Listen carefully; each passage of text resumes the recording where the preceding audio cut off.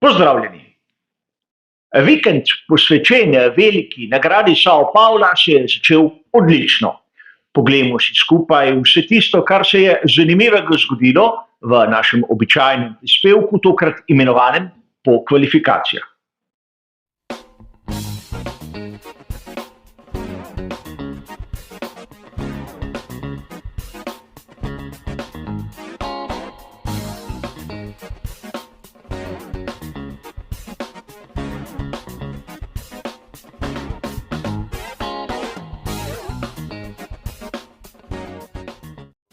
Kot smo že omenili v uvodnem prispevku, je mokra proga v Interlagusu dobesedno neke vrste jamstvo za zanimivo in nepredvidljivo dogajanje. In videli smo, da vsaj do sedaj so bile vremenske napovedi točne. In če se spomnimo tistega, kar smo povedali v predhodnem prispevku, v bistvu v soboto in nedeljo je napoved bistveno slabša od tiste, ki smo jo videli v petek. A poleg tega velja omeniti nekaj zanimivega. Pri Formuli 1 so začeli se pogovarjati o tem, da bi zopet spremenili format sprinta. In tokrat po idejah mnogih strokovnjakov naj sprint ne bi določal štartnega razporeda glavne nedeljske dirke. Priznam, da o tem nisem vedel nič, kot sem pred nekaj dnevi napravil prispevek prav o tej anomaliji v formatu sprinta. A videti je, da nekateri razmišljamo podobno.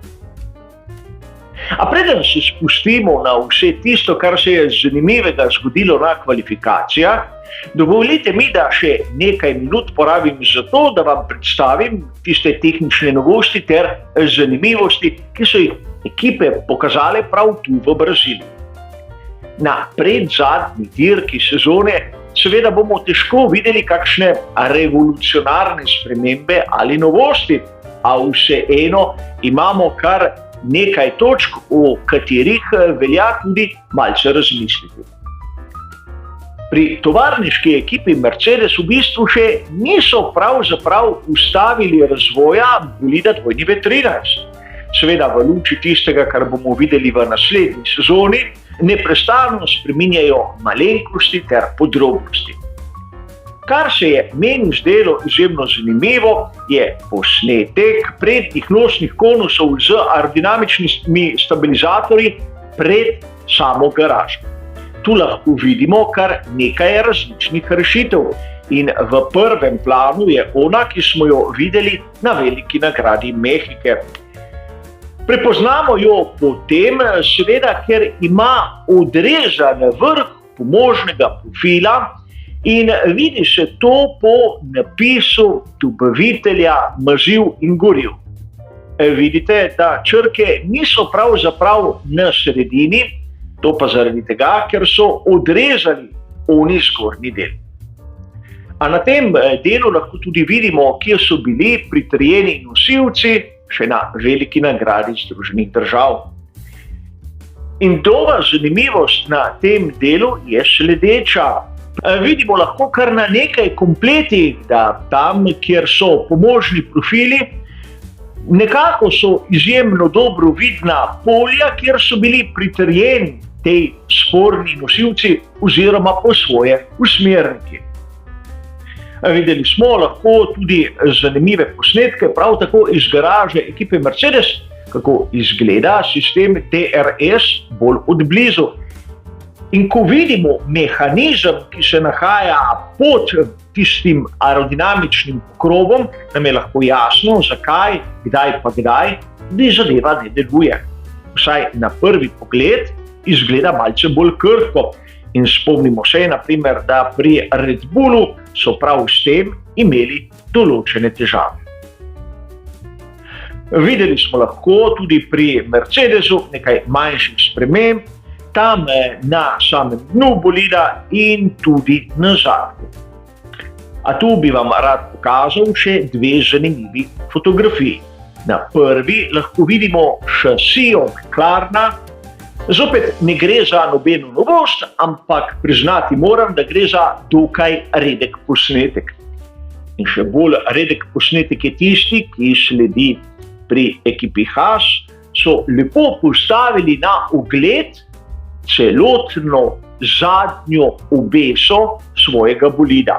Vidimo seveda tisti del, ki je pripet na menjalnik in kako izgleda pravzaprav do konca tiste košare za zavore. Seveda, kot sem vam omenil, nobenih novosti, ampak pogled, ki je tukaj redek.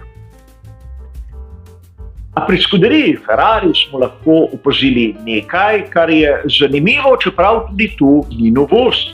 Dobili smo potrditev, da superfast pogonski sklop ima turbino in kompresor v enem paketu skupaj na zadku motorja z notranjim izgorevanjem.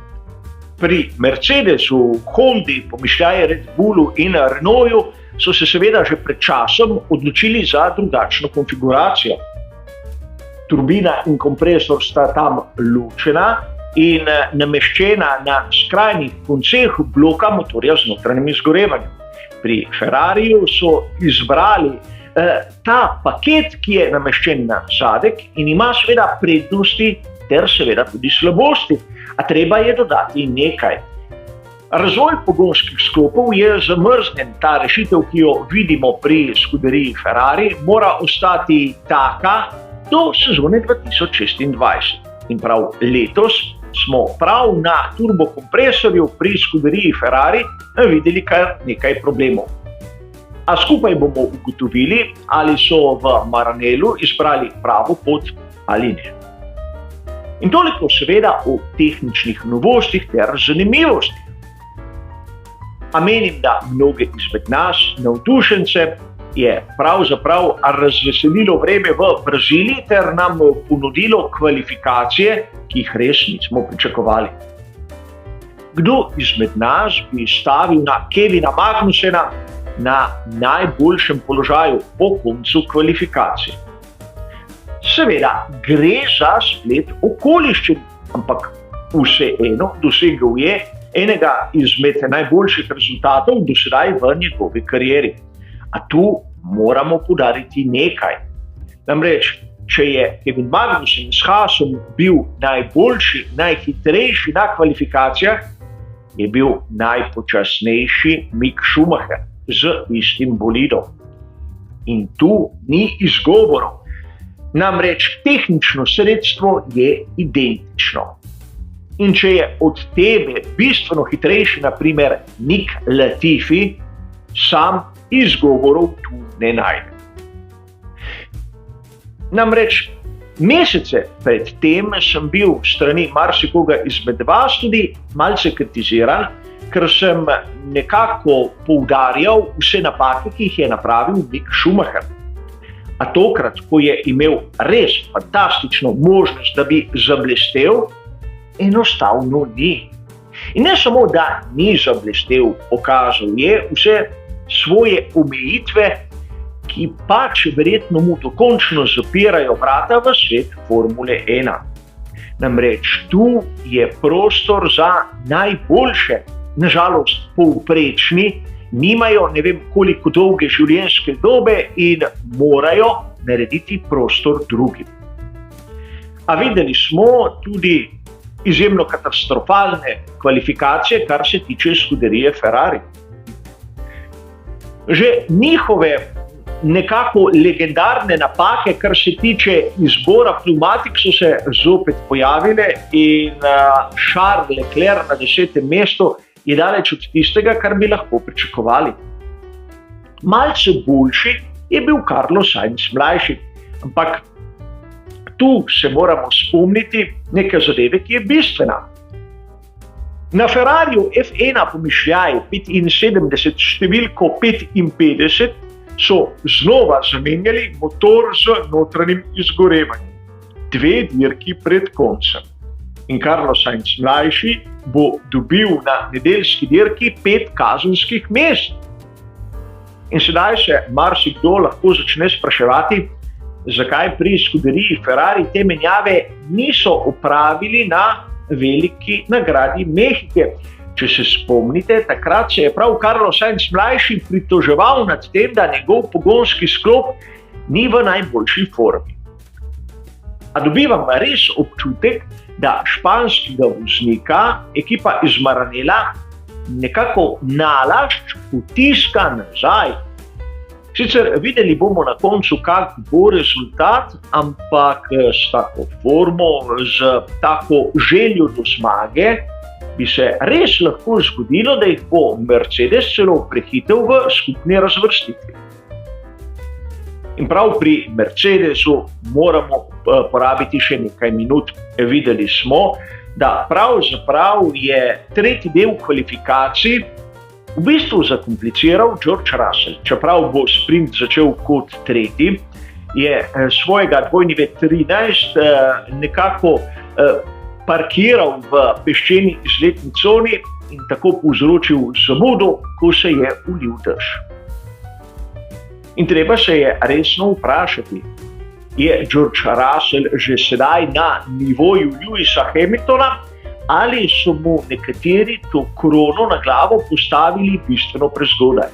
Strinjam se, George Russell je voznik prihodnosti, ampak velika nagrada Sao Paula je sedanjost. In seveda, čeprav Lewis Hamilton ni imel priložnosti izboljšati svojega časa, dvomim, da si bi privoščil takšne, imenujemo jih tudi malce začetniške napake. Videli smo, da Max Verstappen je seveda tam, kjer smo ga pričakovali, tam spredaj, in po mojem osebnem mnenju je on prvi favorit za zmago na sobotnem sprintu. Dvomim, da bomo videli seveda kakšno presenečenje tam v ozadju, kajti napoved, kot sem že omenil na začetku prispevka, pravi, da bo lahko med samim sprintom celo deževalo. Kar bo seveda v tem formatu pomenilo, da nihče ne bo tvegal. Lepa priložnost za Magnusena, ki je izkoristil seveda ponujeno in tudi na samem sprintu bo znal doseči točke, kot na dveh prejšnjih. In to nam tudi kaže, kakšna je nekako sposobnost, recimo temu, nekega povprečnega voznika v Formuli 1.